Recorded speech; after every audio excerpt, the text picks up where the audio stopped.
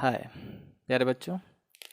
आज UP board class 9th physics chapter 1 गति, motion English में कहते हैं इसको, का पार्ट 1 वीडियो हम लेके आए हैं। इसमें सबसे पहले हम आपको गति के बारे में स्टार्ट करेंगे। बेटा, गति किसे कहते हैं, गति क्या होती है।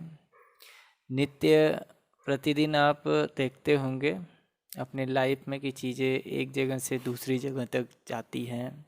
कोई चीज़ है जो एक ही जगह पर स्थिर रहती है, तो आखिर गति कहते किसको हैं। तो आइए इसके बारे में हम डिटेल आपको समझाते हैं। सुनिएगा बेटा। तो जैसे कि आप ट्री यानी पेड़ वगैरह को लाइफ में अपने देखे होंगे। मान लीजिएगा फॉर एग्जांपल के लिए ये कोई पेड़ वगैरह है, पेड़ बना देते हैं एक।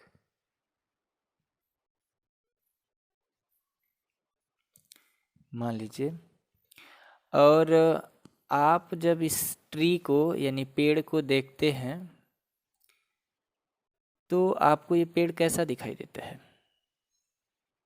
सिंपल कहेंगे सर, पेड़ रुका हुआ दिखाई देगा, पेड़ एक ही जगह पे रहेगा, स्थिर रहेगा, पेड़ गति तो नहीं कर रहा है। लेकिन समय रुका है, समय तो बदल रहा है, समय व्यतीत हो रहा है। 5:10 पे इसको देखेंगे तो पेड़ वहीं रहेगा, फिर 6 बज जाएगा तब भी पेड़ वहीं रहेगा। अर्थात जो पेड़ है, ये जो पेड़ है यह अपनी स्थिति बदल रहा है? नहीं, अपना पोजीशन नहीं बदल रहा है ना। समय भले व्यतीत हो रहा है, बीत रहा है, लेकिन पेड़ अपना पोजीशन नहीं बदल रहा है। तो पेड़ के जैसे बहुत सारे उदाहरण होंगे, जैसे घर हो जाएगा, उसके बाद ये वृक्ष यानी पेड़ वगैरह हो जाएंगे, बिजली के खंभे हो जाएंगे, बिजली के खंभे,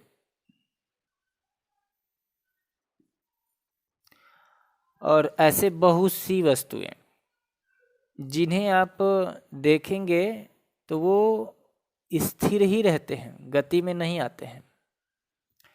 लेकिन आपसे यदि पूछा जाए कि फिर ये सब चीज़ें जो हैं सब की सब स्थिर ही हैं, तो गति किसे कहेंगे, फिर गति क्या होगा। तो बेटा ध्यान से समझिएगा कि किसी भी चीज़ को यदि आप परिभाषित करते हैं तो उसके लिए डायरेक्ट उस चीज़ पर हम न आके थोड़ा सा भूमिका बना रहे हैं। तो सुनिएगा, जैसे ये घर है, वृक्ष है, बिजली के खंभे हैं, ऐसे और भी उदाहरण आप ले सकते हैं। समय व्यतीत हो रहा है बेटा, लेकिन इन सब चीज़ों में की स्थिति में कोई परिवर्तन नहीं हो रहा है। तो ये सब की सब चीज़ें जो हैं विरामावस्था में, अर्थात रुकी हुई हैं, विरामावस्था में है। विरामावस्था में अर्थात क्या है, रुकी हुई हैं। लेकिन आप और भी चीज़ें अपनी लाइफ में देखेंगे जो समय के साथ साथ अपनी स्थिति को बदल लेती हैं। लाइक जो ट्रेन वगैरह है, ट्रेन आप देखे ही होंगे। जो ट्रेन है वो भी क्या करती है, समय के साथ साथ ट्रेन की स्थिति में परिवर्तन होता रहता है। होता है कि नहीं बेटा।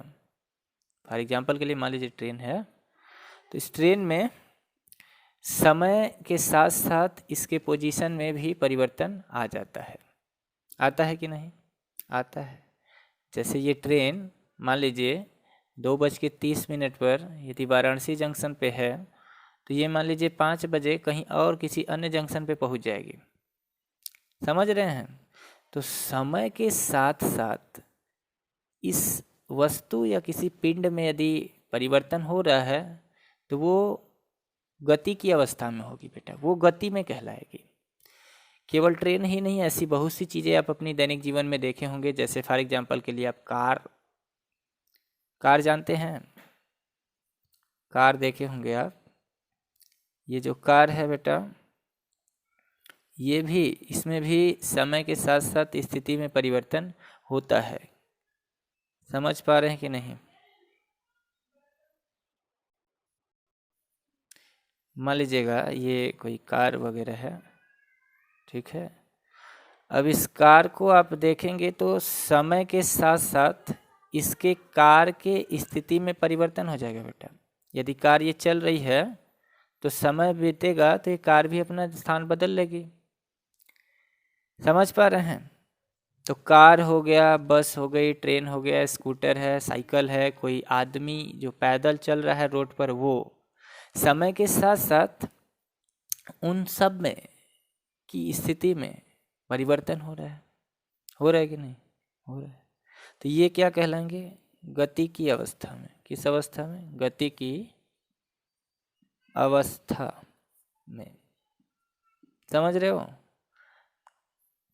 तो गति की अवस्था हो गई और विराम की अवस्था हो गई। तो यदि आपसे ये पूछा जाए कि ये कार, बस, ट्रक, ट्रेन, साइकिल, रोड पे चलता हुआ कोई आदमी, ये सब गति में तो हैं, बट किसके सापेक्ष? कैसे जानेंगे कि ये गति में है? तो उसके लिए किसी भी चीज़ को, चाहे वो गति में हो या विराम में हो, उसके लिए हमें एक फ्रेम ऑफ रेफरेंस निर्धारित करना पड़ता है। फ्रेम ऑफ रेफरेंस मतलब निर्देश बिंदु या निर्देश तंत्र।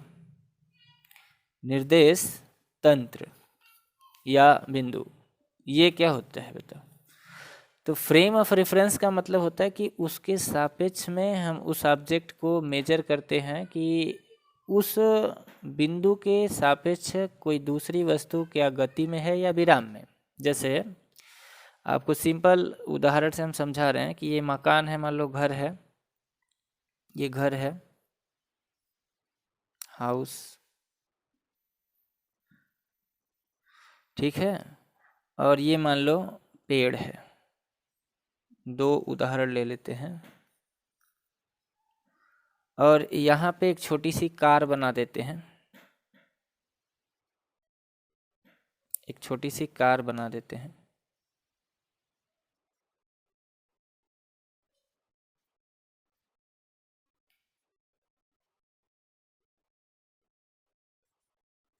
ठीक है, और ये एक स्ट्रेट लाइन है बेटा। तो ये जो घर है और ये जो पेड़ है, ये घर और पेड़ को हम फ्रेम ऑफ रेफरेंस यानी निर्देश बिंदु मान ले रहे हैं, और इसके सापेक्ष हम कार की चाल को मेजर करेंगे।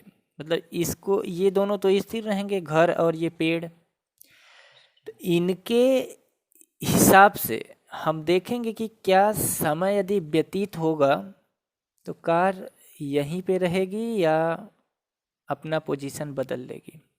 तो जैसे समय यदि बीतेगा बेटा, समय यदि बीतेगा तो अब कुछ समय के बाद ये जो कार है, आप देख रहे होंगे कि ये जो कार है ये मोशन में यानी ये मूविंग, गति में है। कार किस में है बेटा? गति में चल रही है, ऐसा नहीं कि यहीं रुकी है। और ये जो घर है और ये जो पेड़ है ये स्टेशनरी यानी स्थिर हैं। ये दोनों क्या है बेटा? स्थिर। कार गति में है। यदि कार गति में है तो समय बीतने के बाद इस कार की पोजीशन आप देखेंगे तो ये कहाँ चल जाएगी?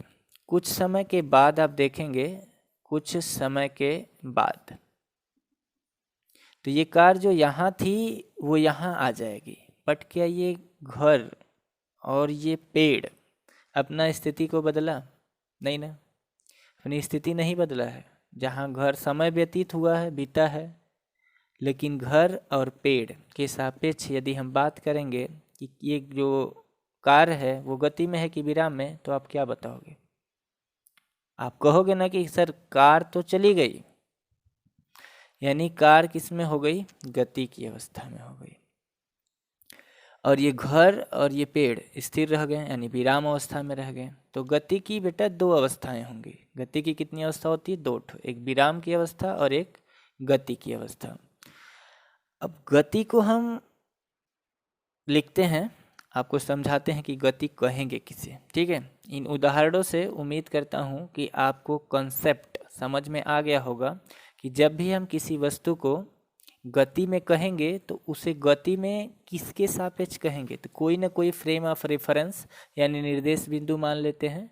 उस निर्देश बिंदु के सापेक्ष हम उस वस्तु को गति में या विराम में कहते हैं। फॉर एग्जांपल के लिए आप स्टेशन पे खड़े हैं और यदि ट्रेन आ रही है, तो यदि ट्रेन गुजर जाती है स्टेशन से, तो आपके सापेक्ष यदि पूछा जाएगा कि आपके सापेक्ष से ट्रेन बताइए गति में है कि विराम में, तो आप तो प्लेटफॉर्म पे रुके हैं, तो आपके सापेक्ष ट्रेन क्या हो गई, गति में हो गई। कोई दो मतलब साइकिल है मान लीजिए या टू व्हीलर है और पेड़ है, तो पेड़ स्थिर रहेगा और टू व्हीलर यदि गति में है, वो चली जाती है, तो पेड़ के सापेक्ष उस टू व्हीलर व्हीकल यानी गाड़ी की जो चाल होगी वो गति में होगी कि विराम में, उसकी जो स्पीड होगी वो गति में होगी या विराम अवस्था में, तो उसे क्या बोलेंगे, पेड़ तो स्थिर है, पेड़ के हिसाब से देखेंगे। या वहाँ पे यदि अपने आप को रख लीजिए, आप रुके हुए हैं, तो आपके सापेक्ष वो क्या होगी, आप रुके हैं और वो चल रही है, तो आपके सापेक्ष वो गति की अवस्था में हो जाएगी। समझ पा रहे हैं? तो किसी भी वस्तु की अवस्था का निर्धारण करने के लिए हमें किस चीज़ की ज़रूरत पड़ती है बेटा, फ्रेम ऑफ रेफरेंस यानी निर्देश तंत्र या निर्देश बिंदु की स्थिति का निर्धारण किसी न किसी बिंदु के सापेक्ष किया जाएगा, यदि ये बिंदु चाहे गतिशील हो या विराम अवस्था में हो। ठीक है, मैं अब इस गति की परिभाषा लिख रहा हूँ, सुनिएगा। यहाँ मैं गति की परिभाषा लिख रहा हूँ। तो किसी पिंड या वस्तु, किसी पिंड या फिर वस्तु में समय के साथ, समय के सापेक्ष स्थिति में परिवर्तन, स्थिति में परिवर्तन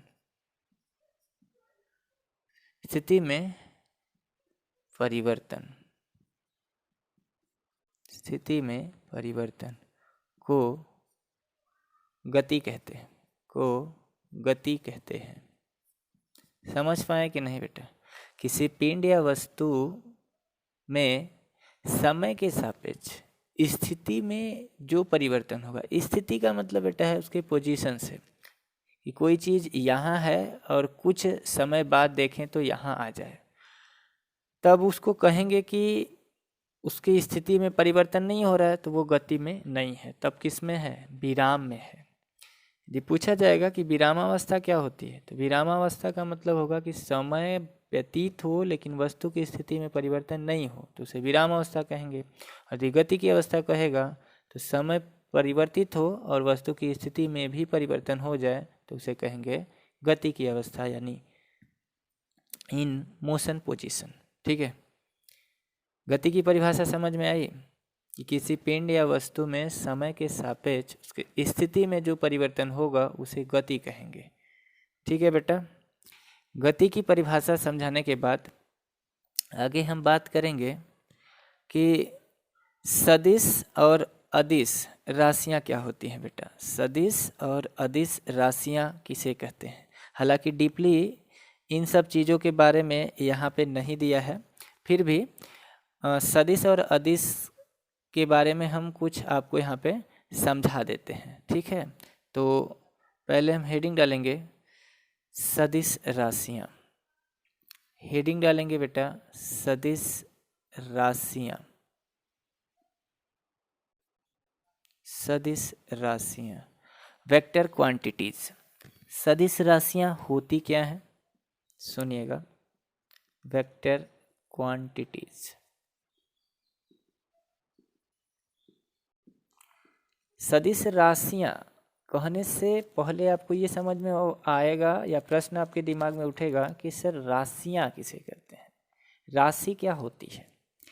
तो बेटा राशि का सिंपल मीनिंग है, राशि कहें या परिमाण कहें या संख्यात्मक मान कहें या आंकिक मान कहें, आंकिक मान कहें, इंग्लिश में न्यूमेरिकल वैल्यू कहते हैं। इन सब का एक ही मतलब है बेटा। राशि का मतलब सीधे सीधे होगा कि जिसमें केवल और केवल अंक हो, गिनती हो, संख्या हो, उसे राशि कहते हैं। जिसमें केवल क्या हो बेटा, गिनती, अंक, संख्या, समझ रहे हो, उसे क्या कहेंगे, राशि। राशि यदि पूछा जाएगा कि राशि किसे कहते हैं, तो राशि वो वाली राशि मत समझ जाइएगा अपनी की मेष राशि, हाँ, मकर राशि, उस राशि की बात नहीं कर रहे हैं। यहाँ फिजिक्स में दूसरी राशि है, वो ज्योतिषी वाली बात नहीं कर रहे हैं। तो लिखिए परिभाषा इसकी, जिनमें केवल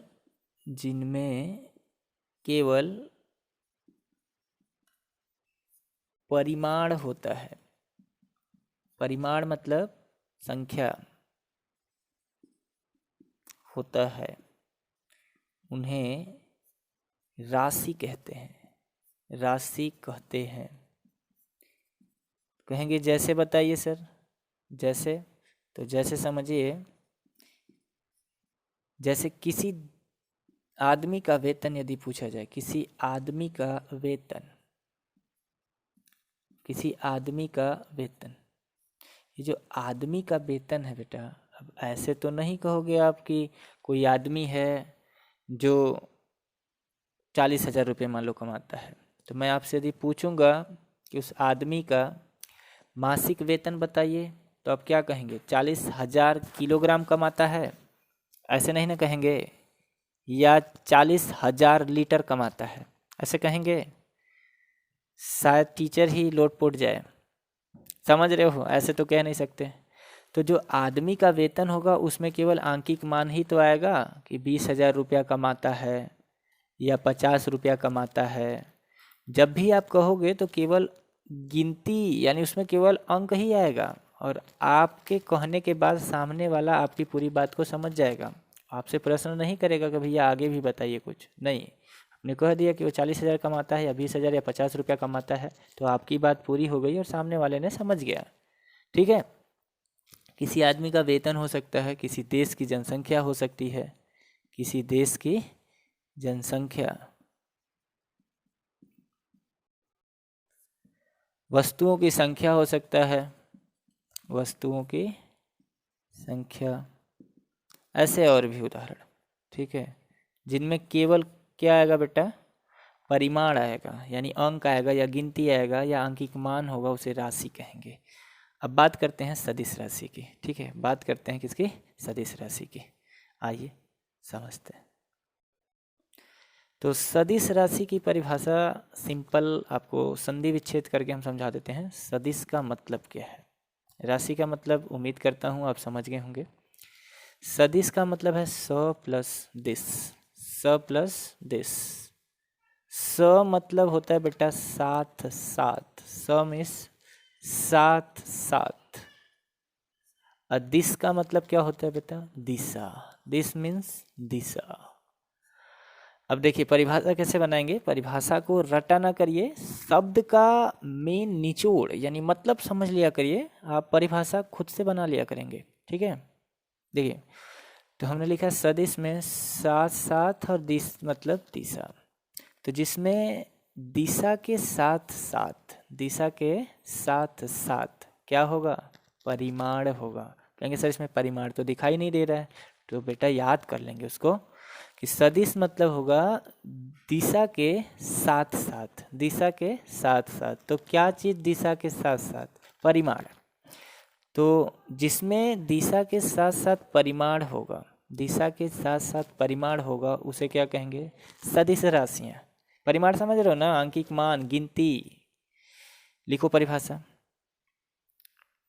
वे भौतिक राशियाँ,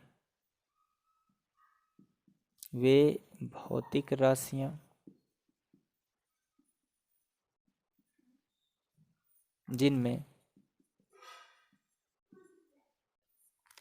परिमाण के साथ साथ, परिमाण के साथ साथ दिशा होती है, दिशा भी होती है उसे सदिश राशियां कहते हैं। सदिश राशियां कहते हैं, राशियां कहते हैं। अब यहाँ पे हमने एक शब्द लिख दिया बेटा, भौतिक राशियां। राशि तो हमने समझा दिया, लेकिन भौतिक क्या होता है?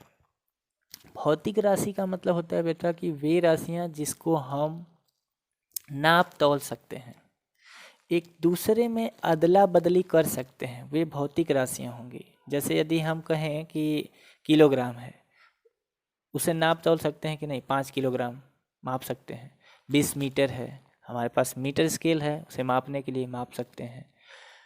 80,000 वर्ग मीटर है, नाप सकते हैं, एरिया को मापने का इंस्ट्रूमेंट हमारे पास है। 40 किलोमीटर प्रति घंटा की स्पीड से जा रही है, उसको भी माप सकते हैं। तो जिन चीज़ों को हम माप तौल सकते हैं बेटा, उन्हें भौतिक राशियाँ कहते हैं, फिजिकल क्वांटिटीज़। समझ रहे हैं?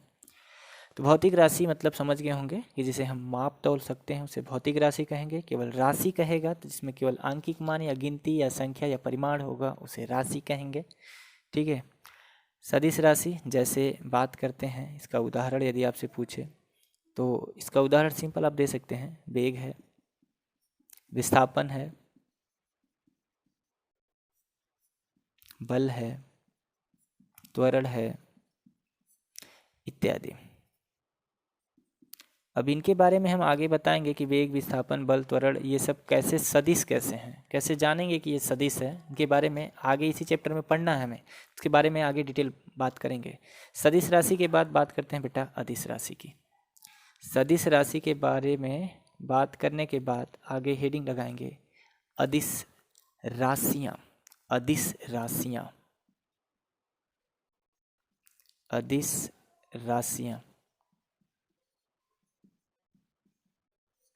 स्केलर क्वांटिटीज, स्केलर क्वांटिटीज, अदिश राशियाँ। पुनः अदिश कहाँ से बना है बेटा, उसको संधि विच्छेद करके हम आपको समझाते हैं। अदिश मतलब अ प्लस दिस, अ प्लस दिस। अ मीन्स होता है बेटा नहीं, अ मीन्स नहीं, दिस मीन्स दिशा। तो जिसमें क्या नहीं होगा बेटा, दिशा नहीं होगा, तो क्या होगा? परिमाण होगा। दिशा नहीं रहेगी तो पूछा जाएगा क्या रहेगा, तो परिमाण रहेगा। परिमाण मतलब आंकिक मान, गिनती, संख्या, संख्यात्मक मान, ये रहेगा। ठीक है, उसे क्या कहते हैं? अदिश राशियाँ। सुनिए, वे भौतिक राशियाँ, वे भौतिक राशियाँ, भौतिक राशियाँ जिनमें केवल, जिनमें केवल परिमाण होता है, परिमाण होता है, दिशा नहीं, दिशा नहीं, अदिश राशियाँ कहलाती हैं। अदिश राशियाँ कहलाती हैं, अदिश राशियाँ कहलाती हैं। ठीक है बेटा। जैसे जैसे अब अदिश में आप लिख सकते हैं दूरी है, चाल है, इसके बाद क्षेत्रफल है, आयतन है, इत्यादि आदि। ये सब की सब कैसी राशियां हैं बेटा? अदिश राशियां। अब कैसे ये अदिश हैं, इनके बारे में हम जब पढ़ाएंगे आपको आगे इसी चैप्टर में तो बात करेंगे। तो आज के लिए इस वीडियो में बस इतना ही, शेष अगले वीडियो में बात करेंगे। और यदि वीडियो आपको अच्छा लग रहा है तो चैनल को सब्सक्राइब करें और लाइक करना ना भूलें।